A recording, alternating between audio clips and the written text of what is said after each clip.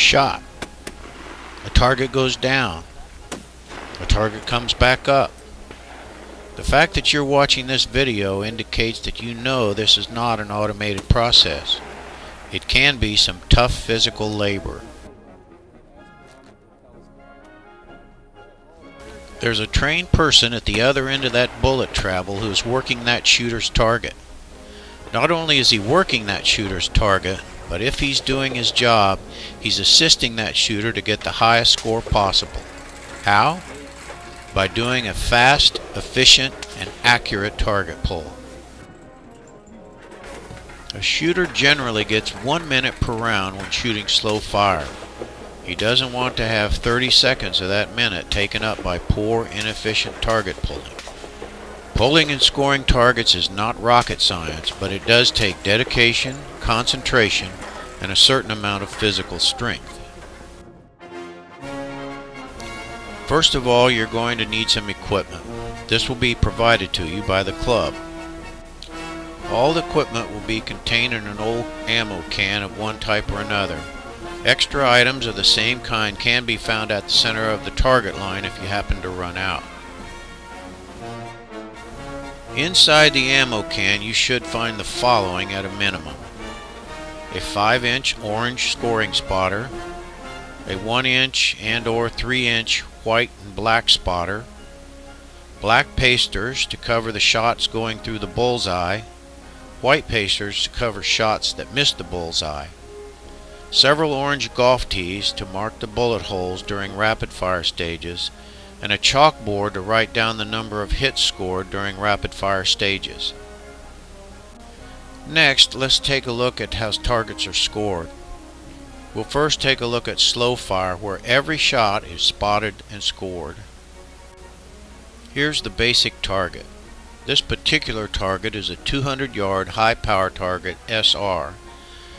Let's look at some of the ways we score hits on this target. For hits in the X-ring, we use white on black with the location spotter and the orange scoring disc at 3 o'clock. For 10-ring hits, it's still white on black with the location spotter. The orange scoring disc goes at approximately 4:30 on the clock. 9-ring hits, white on black with the location spotter. The orange scoring disc goes about 5:30 on the clock. While it varies depending on the target in use, in this case the 8-ring is outside the bullseye. So now we use black on white with the location spotter, and the orange scoring disc is placed at approximately 6:30 on the clock. The 7-ring is also outside the bullseye, so it's black on white with the location spotter, and the orange scoring disc goes at about 8:30 on the clock. 6-ring, black on white, scoring disc goes at 9 on the clock.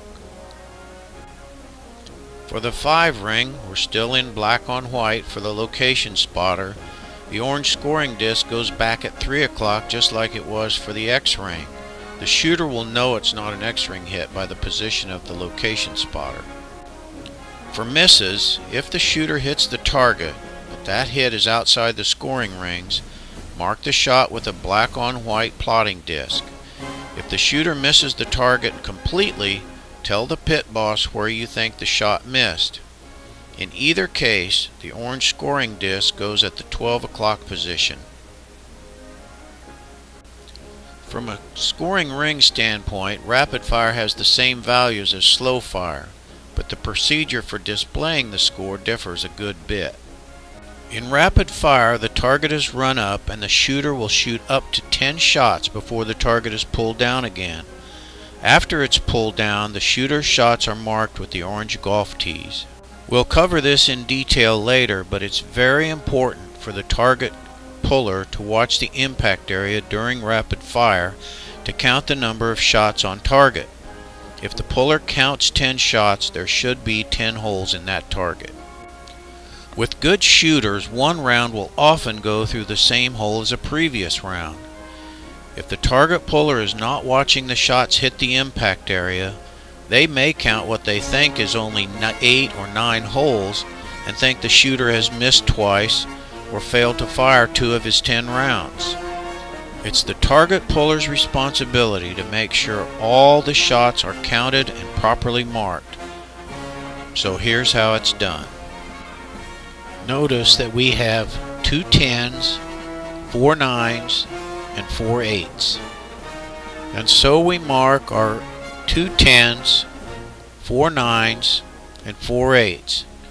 After we've written the scores on the chalkboard, we simply hang it over the left side of the target, then run the target back into the air so the shooter can see his scores and golf tees.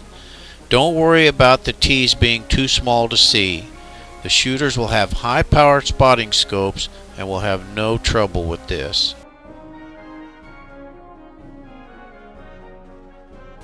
One last thing about scoring. It's very important to point out that when the bullet pierces the target, it tends to tear the paper around the hole. If that torn paper in any way cuts through a scoring ring on the target, the shooter gets the score for that ring. You'll notice the bullet hole pointed to by the arrow.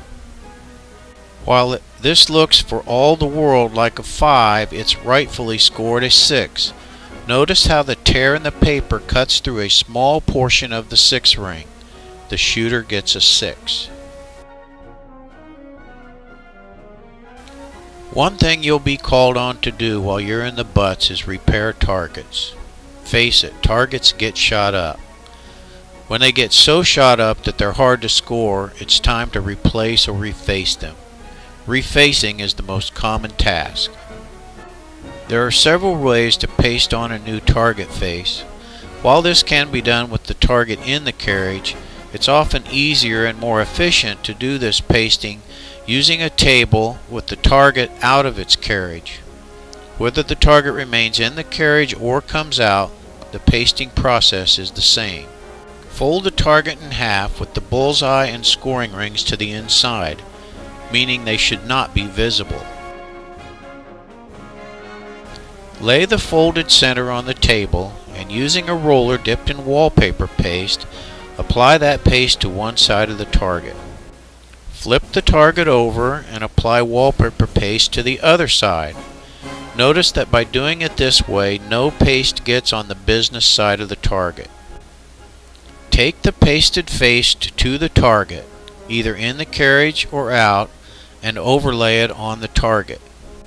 Make certain that the scoring rings line up. Most targets will have an index mark there to help you with this alignment. From the center of the face out, smooth the paper out so that there are no air bubbles or loose flapping corners.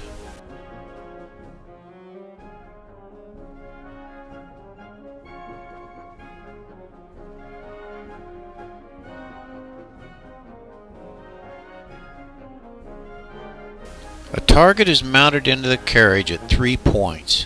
It's placed into grooves at the bottom of the carriage, then tied to the carriage at the 3 and 9 o'clock positions. Generally, these ties, as they're called, are made from the straps of an old ammunition bandolier. But any piece of rope of the same length will do.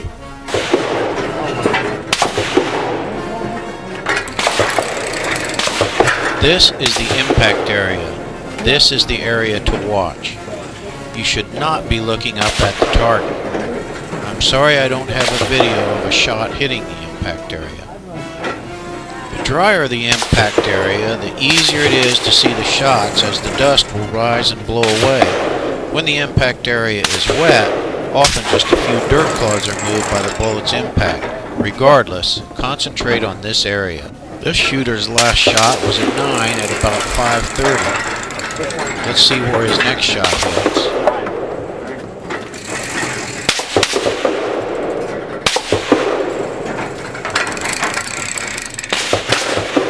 Another 9 at about 8:30. Let's open it up for questions.